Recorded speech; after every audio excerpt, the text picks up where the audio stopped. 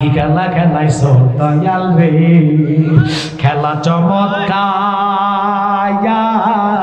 নাফাকে মানুষ বানাইয়া বসাইছো বাজার রে। কি খেলা খেলাইছো দয়াল রে, দয়াল নবীজি আমার গরিব না ছিল, ইহুদির বাড়িতে নবী কর্মের জন্য গেল।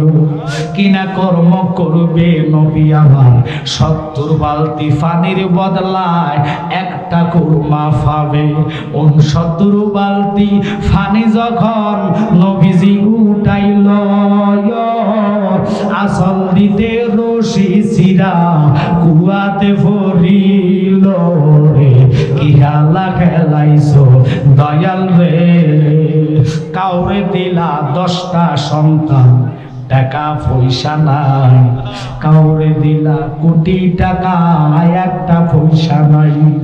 টাকা পয়সা ধন সম্পদে দিলা বেশি করে, মরার পরে কান্দে লইয়া কে দিবে কবরে রে। কি খেলা খেলাইছো দয়াল রে।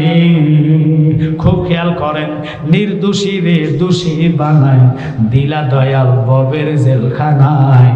অপরাধ করিয়া কেহ গুরে সর্বনায়, ঠিক কিনা?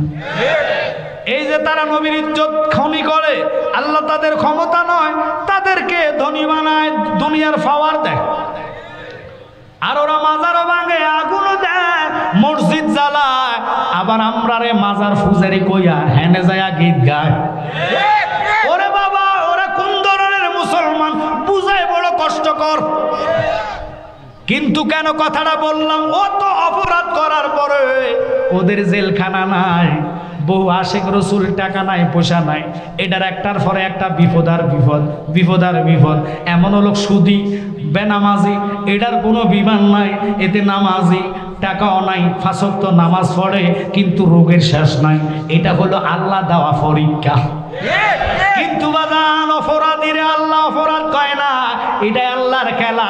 আল্লাহ ইমান পরীক্ষা করে, নির্দোষী রে দোষী বানায় দিলা দয়াল ভবের জেলখানায়। অপরাধ করিয়া কেহ গুরে সর্বদায়, নদীরে কুল ভাঙে ওই কুল গড়ে, এই তো নদীর খেলা। সকাল বেলার দনি রে তুই ফকির সন্ধ্যা বেলার, কি খেলা খেলাইছো দয়াল রে। একসাথে কোন আল্লাহু আকবার।